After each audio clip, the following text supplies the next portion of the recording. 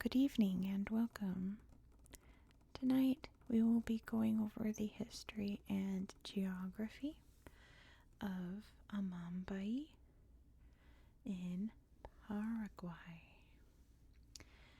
At least that's how I assume you pronounce it. This is one of those sections of the world that I did not find a lot of information on, including how to say the name of it. But I am assuming that it comes from Guarani or another local indigenous language. And based on various Guarani words that I know, that sounds like how it would be pronounced. So in English it looks like Amambay, but I don't think that's how it's actually pronounced. I have no idea. I'm guessing. If anyone actually knows. I did a video on Paraguay last week and actually got some comments from Paraguayans.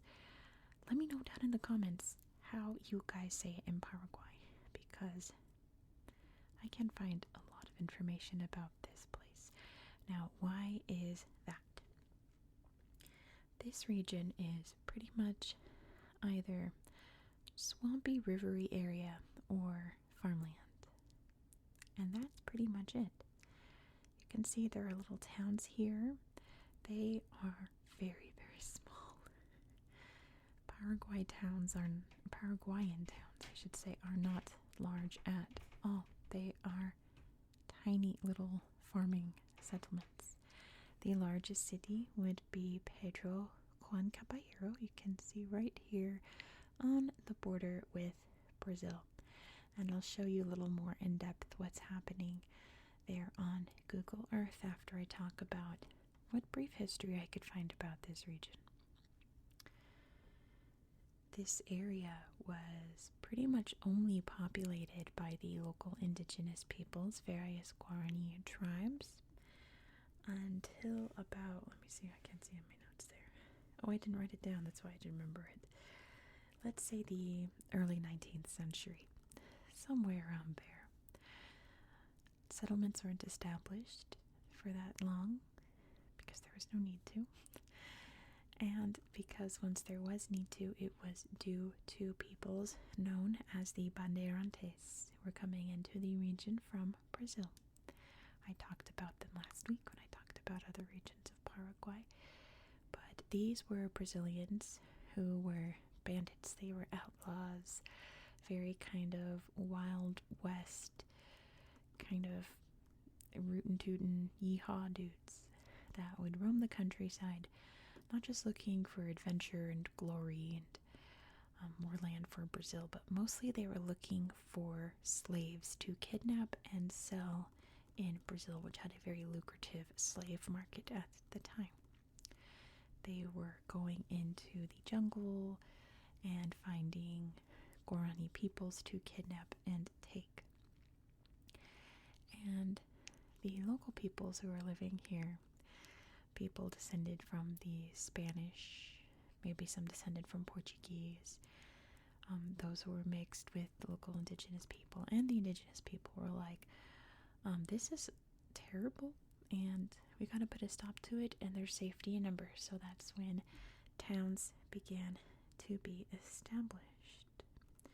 Lots of fortifications and things like that. Now, how did this border get here? You could see it's on, what river is this? It's not the Paraná. I didn't even look up what river it was. The Apa River. Okay, that makes sense. The Apa River, pardon me. What made this river the delineation between Brazil and Paraguay? This was worked out after the War of the Triple Alliance. I mentioned in last week's video, Paraguay is the weird cousin of South America. It's not quite like any other country in South America, especially in this era of history that we're talking about. This was, what would I compare them to? You know what kind of reminds me of Serbia? When Serbia first became independent, and they declared wars on pretty much all of their neighbors. before, like between independence and before World War One.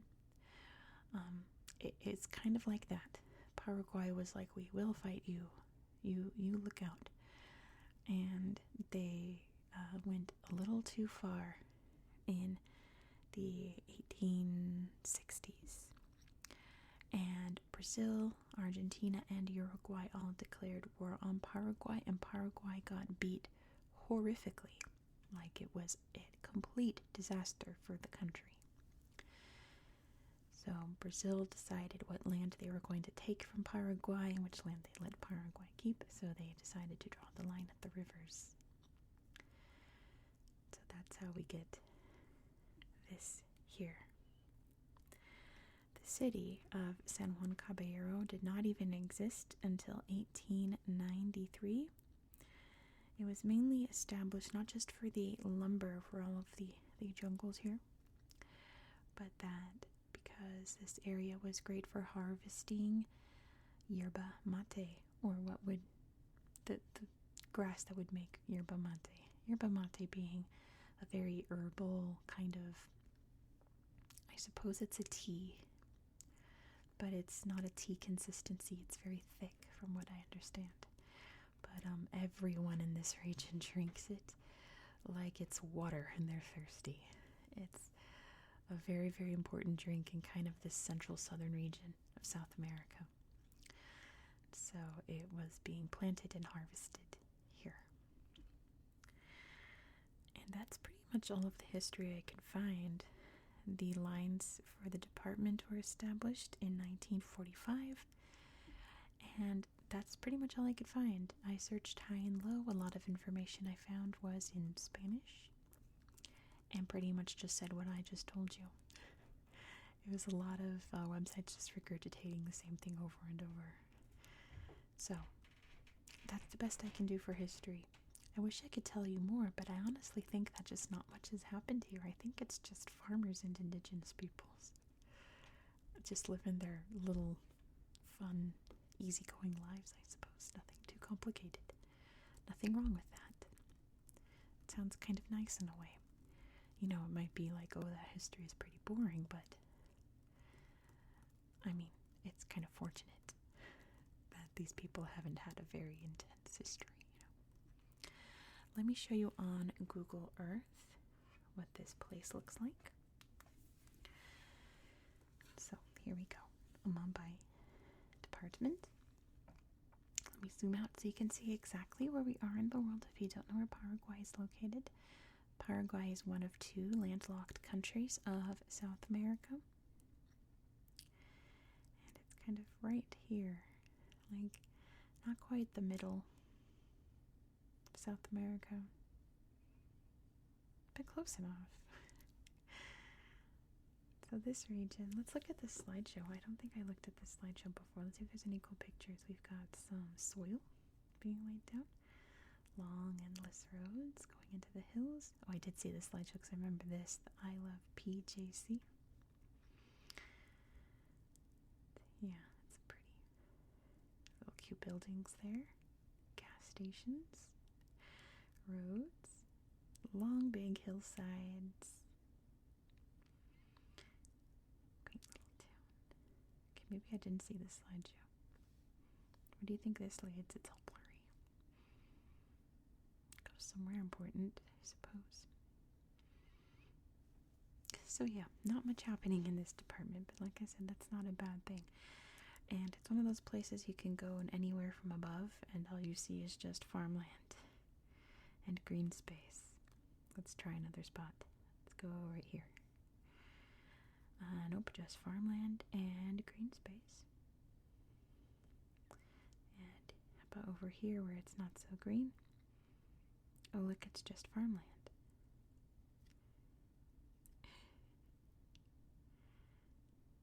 Oh, what's happening over here? Oh, that's Brazil. That's why. That's why it's more interesting on that side. More marshy farmland, like I told you, where if it's not a farm, if it's not forest, it's wetlands. It's marsh.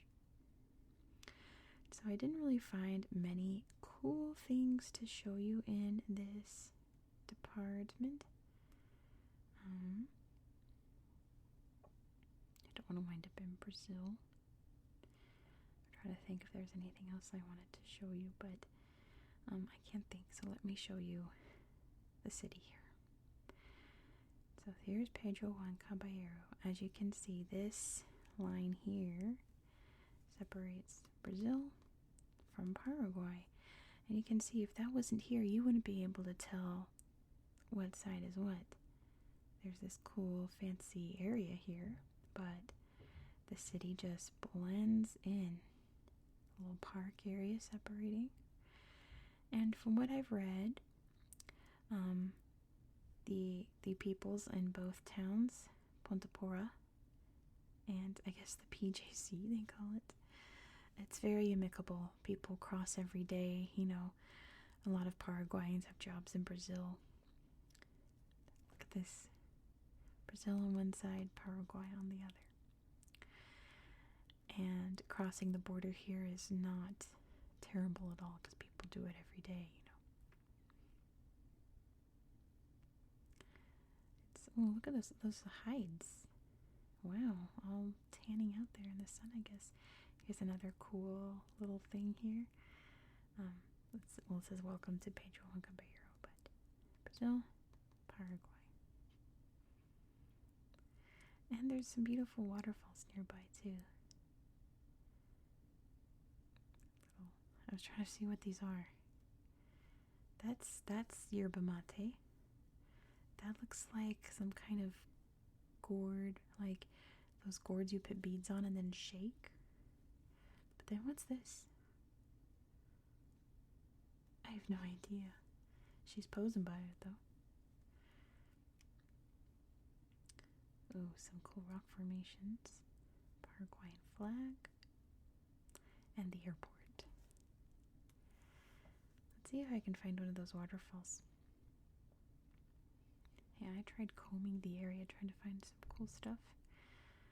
Here we go. Salto Amambay. Very pretty. Lots and lots of beautiful waterfalls in Paraguay.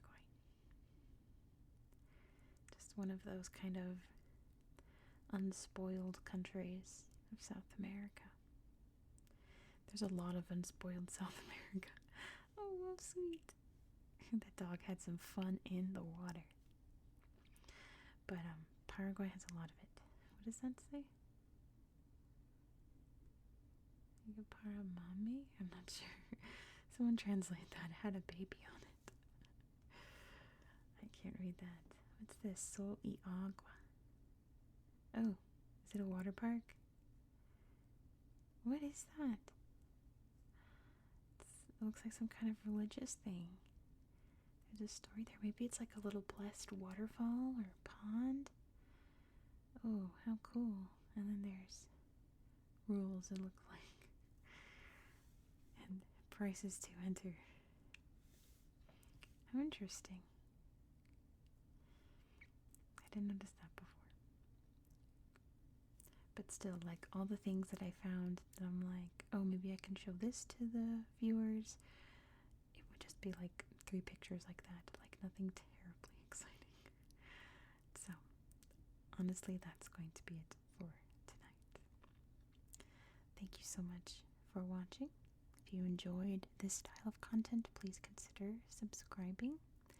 Next, we're going to be going to Yemen, and I'm going to show you what I think is the most beautiful city center in the world. Honestly, absolutely the most beautiful architecture that I've ever seen. So be sure to subscribe because you're not going to want to miss out. I hope that you found this video relaxing and educational, and I hope that you have a good